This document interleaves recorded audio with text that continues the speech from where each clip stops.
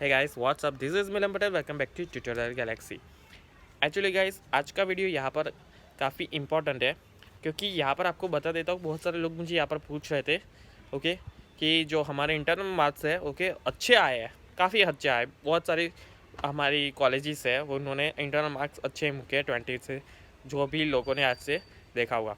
तो बस मैं यही बता रहा था कि इंटरनल मार्क्स जो है वो काफ़ी हद तक अच्छे आए हैं सबके। और जिन भी स्टूडेंट्स को इंटरनल मार्क्स में प्रॉब्लम है तो यहाँ पर आपको बता देता हूँ कि इंटरनल मार्क्स में अगर आपको प्रॉब्लम है तो आपको सीधे अपने एचओडी से बात करनी पड़ेगी। जबकि बहुत सारे जो लोग हैं जो कि मुझे ये बताया थी एचओडी जो नहीं मान रहे वो ऐसा करे कि वो कॉलेज में जाकर आप लोगों को डायरेक्टली उनको सिंपली से बात करनी पड़ेगी। तो आपको अब जब मंडे आएगा तभी आप कॉलेज जा सकते हो, राइट। तो डोंट वरी गाइस, अभी तक डेट ओपन है ओके। 26 आई थिंक है, एक बार सर्कुलर देख लेना। 26 तारीख तक अभी तक सर जो है वो डेट ओपन ही है, आप स्टूडेंट्स देख सकते हो। और तब तक के लिए आप अपने कॉलेज में बता सकते हो कि और आप अपना चेंजेस भी करवा सकते हो अपने मार्क्स।